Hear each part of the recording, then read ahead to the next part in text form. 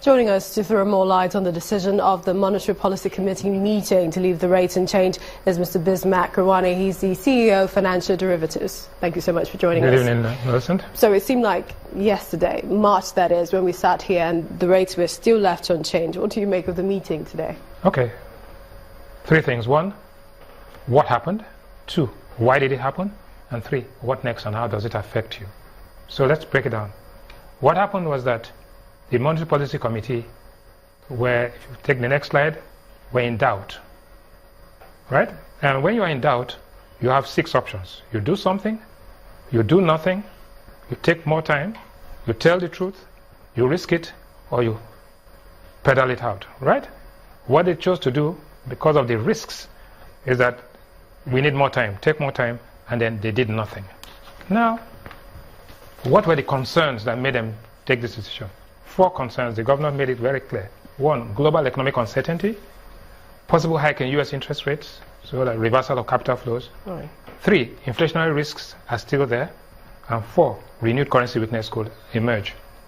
And so, but the Monetary Policy Committee is a committee that advises the central bank and everybody. There are 2 sets of objectives. 1, what are the monetary objectives of this country and the central bank? 1, to control inflation. 2, exchange rate convergence. 3, to build external reserves. And 4, banking system stability. On the other hand, you have the fiscalists. Accelerated GDP growth, low unemployment, increased purchasing power, and investor confidence. So these were the considerations. So political and economic concerns. Absolutely, because we are going half-time, right? 2 years of the administration. We need to go back into the political cycle. What are you seeing today? You have multiple exchange rates. But the important thing is that the central bank has successfully allowed this rate to converge from a difference of about 200 naira between the parallel and to a difference of 75 naira. So what do you have?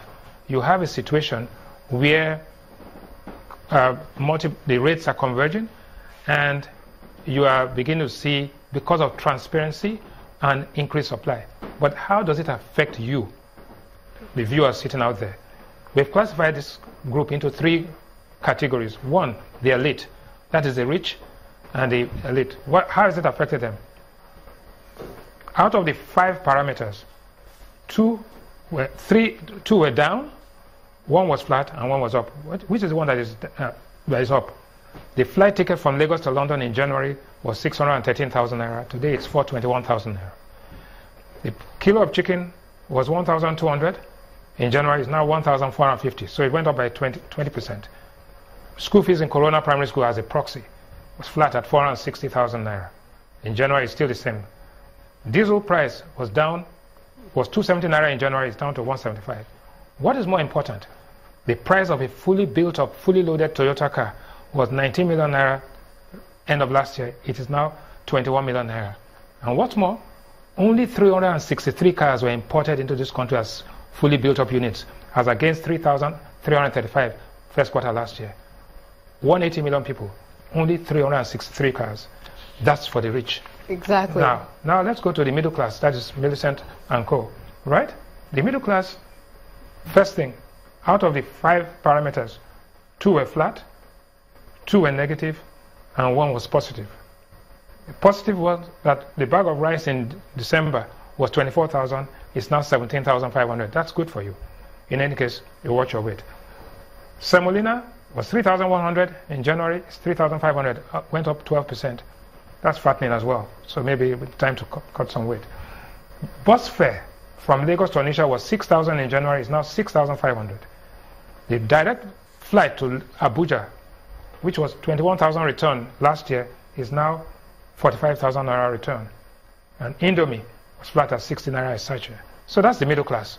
But most important, the common man. The common man, the working class man. What's he facing? 1, sachet of water flat at 10 naira last year, 10 naira now.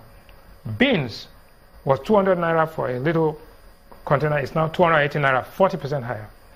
Yam tuber, 450 naira in January. It's now 700 naira because of the planting season. And gala, snack of gala was 70 naira in January. It's 70 naira now. And more than anything else, gari has gone from 15,000 to 26,000 naira. So essentially, there's some positives and some negatives. There are positives with this.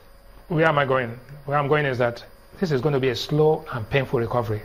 Forget about all the data that's out there. The truth is, how does it affect you? If you still have a job, fine. But you need to deal with this situation. In a recession, what are we treating? Are we treating inflation? Are we treating growth? If your growth is a more fundamental issue, and therefore the interest rate regime and environment which we have has to be addressed. But the central bank is saying, too soon, let's not get carried away, let's wait and give ourselves some more time. Do we have time? Not too much. So what's going to happen next? You are going to have multiple exchange rates converging. You are going to have more dollars and less naira. You are going to have this IFEX window, which is a very important development, which has changed the structure of the market, which is a very, very important development. They traded $1 billion, of which only 30% came from the central bank. People are beginning to say maybe there's a transparency and there's a market. So I expect another $1 billion to be traded in the next month or two. All right. Good. And then, in summary, oil production is going to increase. Escravos, Focados, and Bonga are up. And more than anything else, on the 25th of May, this month, OPEC will meet, most likely increase our quota, not increase our quota, but extend the cut. And in the end, this will be a slow, painful, but very, very consistent recovery. Okay. So no silver bullet. There are happy days ahead, but no, we are not yet there. It's right? Not yet uhuru. Not yet uhuru. Thank you. Remember so this NBS man said today, very eloquently, happy, but don't think it's over yet. Thank you so much. Thank you so much, Mr. Bismarck. Ms. Mark Rawane, he's the CEO of Financial Derivatives, for talking to us on the News at 10.